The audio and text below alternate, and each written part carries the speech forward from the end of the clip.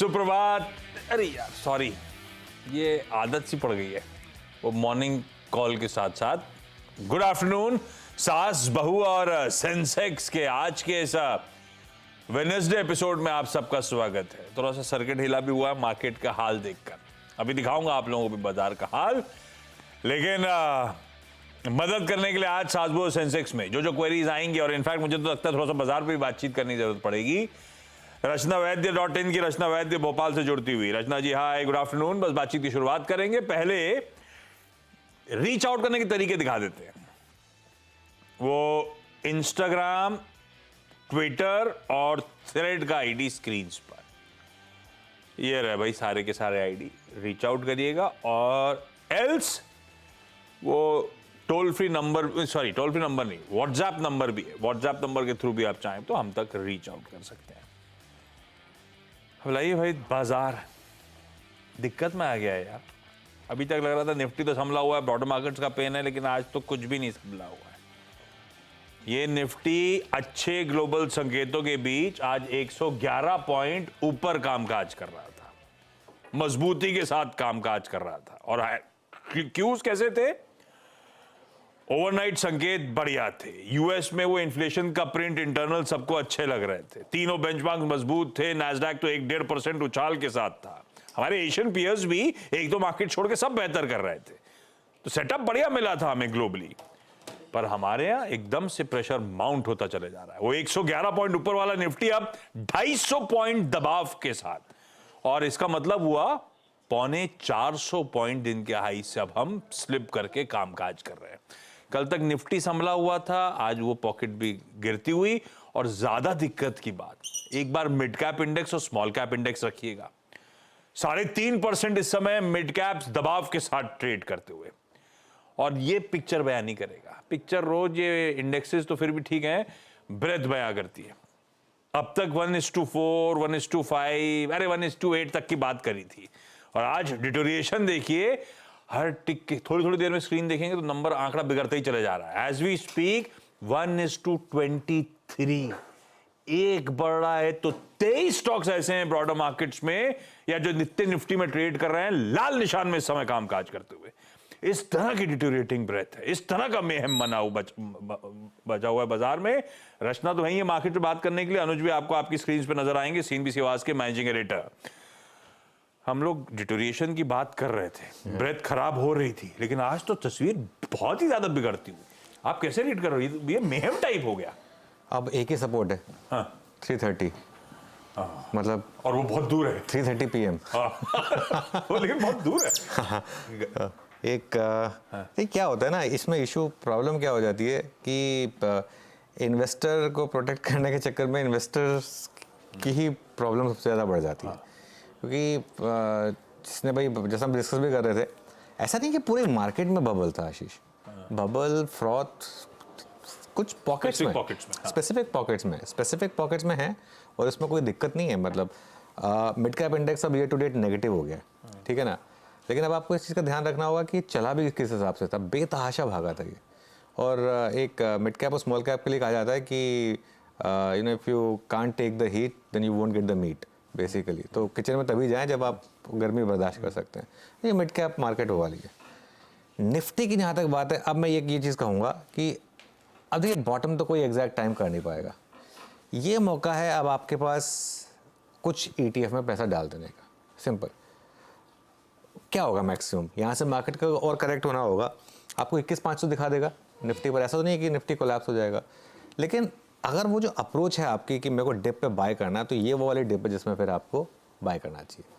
क्योंकि ऐसा मैं कह रहा हूँ, एग्जैक्ट बॉटम तो फिर कोई पकड़ पाएगा नहीं। पर इस तरह का शेकआउट 1:22, 1:23, ये एक्सट्रीम से जो चले जाता है, ये लास्ट फेज होता है। ऐसा होता है ना, हिस्टोरिकली ऐसा मानते हैं ना अपन लोग। हिस्टोरिकली ऐसा मानते हैं हम लोग कि ये लास्ट का होता है जब इस तरीके का मूव आता है, तो 1:20 तक के एडवांस डिक्लाइन जब हो जाते हैं तो। लेकिन ये फेज क्या है ना, ये 3 दिन में आपका इतना पैसा निकाल देता है जितना आपने 2 साल में बनाया होता है ऑलरेडी। अब क्या है, हम इतने 3-4 दिन से हमें जो एक चीज़ कह रहे थे कि भाई बुक करो, थोड़ा सा प्रॉफिट अपना बुक करो, थोड़ा सा केयरफुल रहो, वो इसीलिए कह रहे थे ना, क्योंकि ये कहना बहुत आसान होता है कि इस फॉल में ले लो, अगली रैली में बिक जाएगा। ऐसे थोड़ा ना होता है मार्केट, इतना आसान नहीं होता है। तो थोड़ा सा इस चीज़ का आपको केयरफुल रहना होता है। ये जो क्लेंजिंग आउट प्रोसेस है ना, ये इसका लास्ट फेज चल रहा है, ये मैं मानता हूँ। लेकिन ये लास्ट फेज कितना चलेगा, 1 हफ्ते चलेगा, 10 दिन चलेगा, 15 दिन चलेगा, और उसमें कितना प्राइस डैमेज हो जाएगा, उतना प्राइस डैमेज आप ले पाएंगे कि नहीं ले पाएंगे। आज फॉर एग्जांपल मैं मेरी खुद की investment for example mutual funds में, अब ये थोड़ा ना कि मैं अपने म्यूचुअल फंड्स बेच दूंगा, लेकिन इंडिविजुअल स्टॉक्स में कहीं आपने बहुत ज़्यादा फ्रॉड हो गया है, कहीं आपका बहुत ज़्यादा पैसा बन गया है, तो उसमें बेसिकली आपको थोड़ा सा केयरफुल रहना चाहिए। अब तक तो दिग्गजों ने बचा लिया था, तो आप शाम को घर पे आके ऑफिस से पोर्टफोलियो देखते थे, तो चलो संभल। आज शाम की स्थिति बिगड़ी रहेगी। आज चौतरफा प्रेशर माउंट होता चले जा रहा है। आज ब्रेथ बहुत डिटोरिएटिंग है। आज रिटेल के पोर्टफोलियो काफी सीरियस डेंट हो रहे होंगे, पिछले कुछ दिनों में हो ही रहोगे आज, लेकिन समीकरण बहुत ज्यादा बिगड़े हुए। रचना जी, आई एम श्योर आपके पास भी बहुत क्वेरीज आ रही होंगी ऐसे बाजार में, क्या करें मैम, पोर्टफोलियो का क्या करें, इंडिविजुअल स्टॉक का क्या करें, क्या बोल रहे हो उन लोगों को आप ये, और आप कैसे रीड कर रहे हो जिस फेज में बाकी बाजार खड़ा हुआ है? शेकआउट का लास्ट फेज है क्या, या ऐसा कहना प्रीएम्प्ट करना गलत होता है? जी, मैं ये कहना चाहूंगी कि एडी रेशियो का 1:6 होना कोई छोटी मोटी बात नहीं होती, और ये चीज पिछले 2-3 दिन से हुए जा रही थी, तभी हम कॉशन बोल रहे थे, not just on media but even on social media, Instagram, YouTube वगैरह पे जो हमने वीडियोस भी डाली 1 हफ्ते में, उसमें हमने कॉशन बोला था।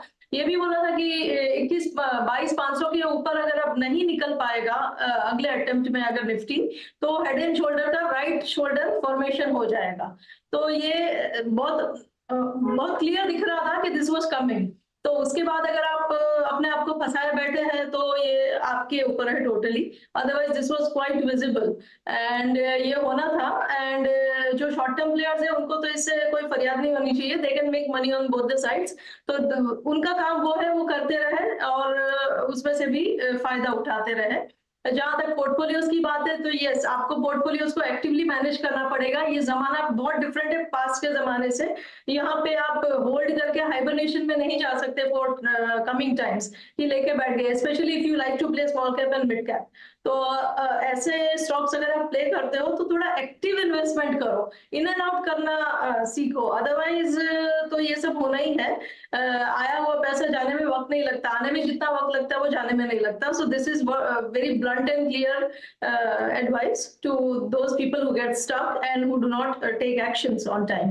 एंड हमारे क्लाइंट्स को हम बहुत दिनों से शॉर्ट साइड पे दे रहे हैं। कल भी हमने निफ्टी में पी बाय कराया था आज के लिए, और आज भी हमने सुबह पीएफसी में शॉर्ट दिया था, अभी भी हमने शॉर्ट दे रखे हैं। अच्छा, इसमें मैं एक चीज़ अब ऐड कर देता हूँ आशीष। अब मुझे हैरानी नहीं होगी अगर मार्केट में इंडेक्स लेवल पे एक बार के लिए रिकवरी आ जाए यहाँ से, और यहाँ से अगर आप अब इंडेक्स में शॉर्ट करेंगे ना तो बहुत बड़ा रिस्क ले रहे हैं आप, क्योंकि हम काफ़ी इंपॉर्टेंट सपोर्ट के आसपास हैं और 20 डे मार्क के भी एकदम करीब हैं हम। 22,000 वैसे भी थोड़ा लॉजिकल एक सपोर्ट भी है मार्केट के लिए, और मार्केट वन वे नहीं गिरेगा। अगर इवन मिड कैप्स में और करेक्शन होना भी है अगर, तो वन वे नहीं गिरेगा। तो ऐसा मैं कह रहा हूँ कि अगर आप एक जैसे कहते हैं कि एक लॉजिकल एक अप्रोच लगाएंगे, अब यहाँ से आप सपोज करिए अब आपको 2 लाख रुपए आपने सोचा हुआ था कि मुझे निफ्टी में लगाना है, तो उसको 5 ट्रांचेस में डिवाइड कर दीजिए। उसका 40,000 फॉर एग्जांपल लगाने का दिन आज है, कल भी नहीं, आज है वो। फिर हो सकता है कमल ये नहीं कि यहाँ मार्केट यहीं बॉटम हो गया, वो हो सकता है एक बार के लिए 21,500 भी चला, इसलिए हम एक पार्ट में लगा रहे हैं। इसलिए एक पार्ट लगाना है हमको, 20% आज लगा देना है। उसके बाद अगर मार्केट और गिरता तो और 20%, और गिरता तो और 20%, क्योंकि क्या मार्केट यहाँ से अगले 20 साल में आपको 20 गुना रिटर्न कमा के देगा, वो भी होगा, ठीक है। लेकिन मार्केट का काम लीनियर चलना नहीं है, वो फिक्स डिपॉजिट का काम है। मार्केट ऐसे ऐसे होता है, तो इसके लिए अभी ये वाला फेज़ आ रहा है मार्केट में, क्योंकि उससे पहले इतना बड़ा वाला फेज़ आया था। तो इसके लिए इस फेज़ में आपको थोड़ा सा ग्रोथ स्टोरी पे कॉन्फिडेंस रखना पड़ेगा इंडिया की। लेकिन शॉर्टिंग भी तमीज़ से होती है। आज जैसे फॉर एग्जांपल हमारी अप्रोच थी कि अगर 22,454 रिजेक्ट हो तो आप एक शॉर्ट करिए और एक 22,475 का 25 पॉइंट का स्टॉप लॉस लगा दीजिए। सुबह सुबह वो अप्रोच काम कर गई, ठीक है। अब वो बाय जोन जो लेवल थे, उस लेवल में बाय जोन काम नहीं किया, वो भी है, लेकिन बाय तब करें जब मार्केट थोड़ी स्टेबिलिटी दिखा दे। फॉर एग्जांपल यहाँ पे अगर एक बार के लिए अब आप 22, 150, 160 क्रॉस करने लगे तो एक थोड़ा सा कंफर्ट बनेगा कि हाँ ठीक है, अब दोबारा लॉन्ग भी किया जा सकता है। लेकिन मैं एक चीज़ अभी दोबारा बोल रहा हूँ आपको, स्टॉक सिर्फ इसलिए ना लें, आज एक लिस्ट घूम रही है कि ये स्टॉक इतने गिर गए 40 से 50%, उस लिस्ट से तो बिल्कुल ही दूर रहें, ठीक है ना। अगर आपको स्टॉक्स लेने भी ना, रिलेटिव स्ट्रेंथ पे फोकस करें। रिलेटिव स्ट्रेंथ मतलब जो स्टॉक्स कम गिरे, ठीक है, लेकिन अच्छे स्टॉक्स हैं, उन पर फोकस करें तो मेरे ख्याल से आपके लिए फिर वो बेटर रहेगा। भाई ये तरीका है इस तरह के, जब बाजार में पिटाई हो रही हो तो अप्रोच करने का, बहुत डरने का नहीं है। एटलीस्ट इंडेक्स पे ईटीएफ्स में डिप्लॉयमेंट का, शायद एक ट्रांच के डिप्लॉयमेंट का समय आ चुका है। थोड़ी हिम्मत रखिए, ये तरीका अपनाइए। चलिए देखते हैं आज का सेशन कैसे प्रोग्रेस करता है। और जैसे आज कहा, सब इंतजार कर रहे होंगे घड़ी में 3:30 बजे का। एक एरेनियस सुबह जब प्लेट दिखा रहे थे हम लोग तो उसमें एरर आ गया था, बाकी सारे सेक्टर इंडेक्स में एक वो निफ्टी रियल्टी 4.5-4% दिखा रहा था। ऐसी पनौती का दिन है कि वो एक्चुअल में भी वहीं पहुंच गया। लेकिन चलिए सवाल जवाब के सिलसिले में कुछ इंतजार कर रहे हैं, क्विकली उनकी भी क्वेरीज सुलझा देते हैं। दिन ही ऐसा है, सब अपनी क्वेरीज चाहते हैं एक्सपर्ट सुलझा दें, समझा दें, भरोसा दिला दें। मैं पहले जो जुड़ चुके सब स्क्रीन पर हैं, लखनऊ से इति के पास पहले चला जाए। इति मैम हाय, नमस्ते, गुड आफ्टरनून। सॉरी थोड़ी डिले के साथ आपके पास आ रहा हूं। इति मैम क्या हालचाल पोर्टफोलियो के, दिक्कत में आ गया है क्या पिछले कुछ दिनों में? जी हाँ, नमस्कार, मैं लखनऊ से इति गुप्ता बात कर रही हूँ। इति मैम पहला सवाल कौन सा आपका? मेरी पहली क्वेरी है, मैंने बीसीपीएल के शेयर्स खरीदे थे 1 महीने पहले और 200 शेयर्स खरीदे थे 120 रुपए में, और इस समय उसके प्राइस काफी डाउन है। ये तो ऐसे में हमें क्या बीसीपीएल कह करना रही हैं? बीसीपीएल रेलवे इंफ्रास्ट्रक्चर वाली ना, 100 रुपए के आसपास वाला भाव वाला ना इति मैम? जी हाँ। हाँ गलत दिखा रहे हैं आप लोग। कितने में खरीदा है इति मैम हमने? सॉरी कम अगेन, 120 रुपए की खरीद। हाँ ये तो लोअर सर्किट। जी हाँ, 120 रुपए की खरीद। और ये तो 2% है, ये तो पीरियोडिक, ये तो मुझे लगता है उसमें स्टेज 2 में आ गई इसएम के भाई। और ये 2% के साथ रोज ही गिर रहा होगा फिर तो। इति मैम तो गड़बड़ हो गया, इसमें तो एग्जिट भी नहीं मिल पाएगा अभी। खैर रचना जी, अभी तो एग्जिट भी नहीं मिलेगा, 2% वाले सर्किट वाला हो गया ये तो। क्या करूं, इंतजार करूं, मौका देख के निकलूं, या ऐसा नहीं करने का? जी बीसीपीएल में डेफिनेटली एग्जिट मिलना बहुत मुश्किल है, और खुद से तो एग्जीक्यूट करके और भी ज्यादा मुश्किल हो जाएगा। डीलर को बोल के जिस दिन भी एग्जिट मिलती है तो ट्राई करें। और दूसरी बात यह है कि यहाँ पे एक सपोर्ट बनता है विच इज अराउंड 80। तो अगर नहीं भी मिली एग्जिट तो फिर 80 के आसपास अगर एक बार भाव पहुंच ही जाए तो फिर थोड़ा वहां से ये जो फ्री फॉल हो रहा है वो होल्ड पे आने का उम्मीद है। इट में गेट अरेस्टेड ओवर देयर, तो वहां पे फिर एक अपस्विंग वहां से जनरेट होने के चांसेस बनेंगे, merely for technical reasons, fundamentals चाहे जो भी हो। तो इसीलिए अगर 80 तक पहुंच ही गए तो फिर इंतजार कर ले। ये गड़बड़ हो गया। ये आइडिया कहां से आया था इति मैम? बीसीपीएल, हमारे तो कंफ्यूज होकर बीपीसीएल दिखाने लगे थे। बीसीपीएल का आइडिया कहां से आया था? ये मेरे जानकार वाले लोगों ने लिए थे और रेलवे के शेयर्स थे, तो इसलिए हमने भी इसमें इन्वेस्ट किया था। जानकारों ने लिए थे, वो सब परेशानी होंगे फिर सबके सब एक साथ है ना। हाँ चलिए, अब तो जो रचना मैम बता चुकी हैं आपको। गुरुग्राम से निकिता अरोड़ा। इति मैम लौटता हूं आपके पास। Nikita ji hi, good afternoon ma'am. Nikita ma'am good afternoon. Hi, पहला सवाल मैम। पहला सवाल है कि इंटरनो आईपीओ लगा था और 11 शेयर्स हैं 1258 बेस प्राइस पे। इटर्नो? या इंटरनो हेल्थ केयर। EN क्या स्पेलिंग है डायरेक्टर साहब? ENTERO।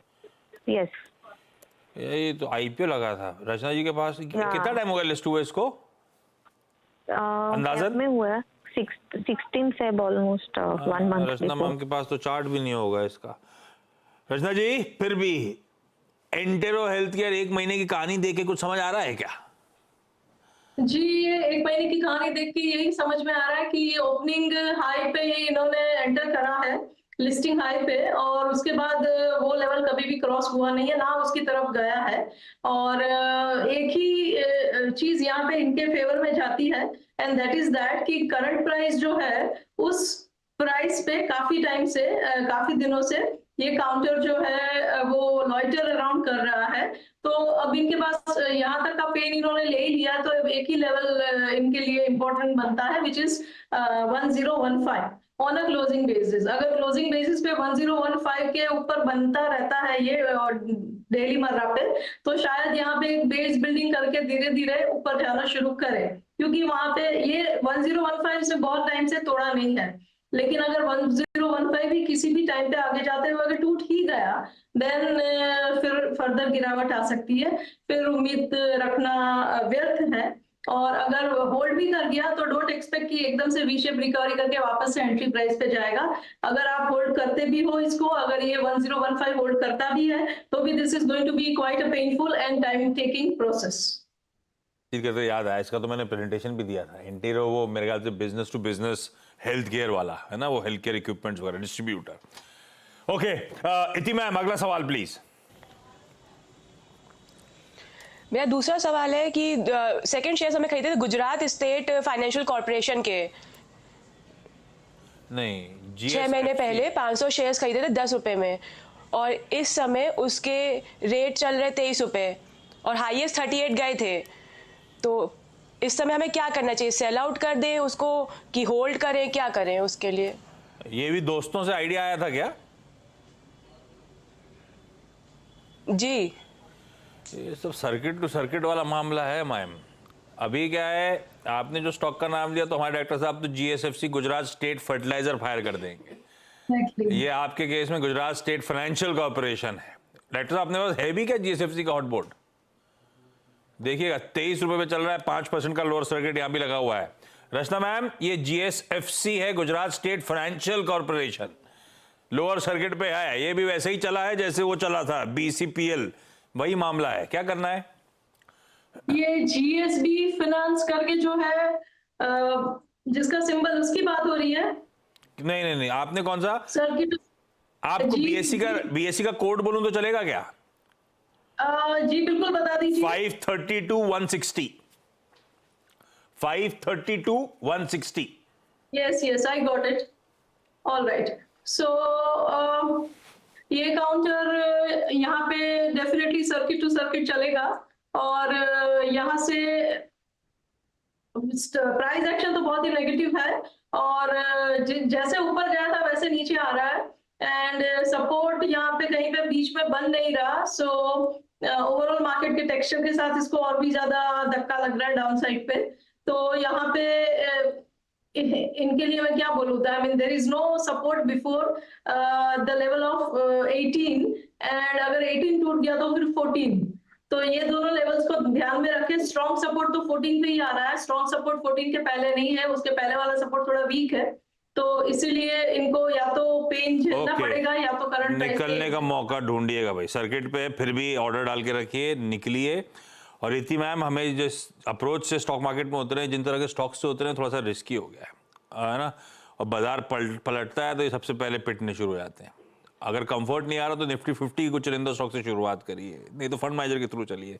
ये सब गड़बड़ा रहा है मामला। और आई एम अज्यूमिंग पोर्टफोलियो में कुछ और स्टॉक्स भी होंगे जहां दर्द है, उन्हीं की बात हमने आज करी है ना।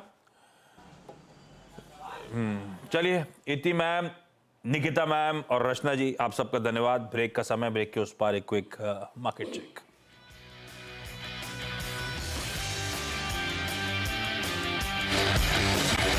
चलिए भाई, ब्रेक के बाद आप सबका स्वागत है।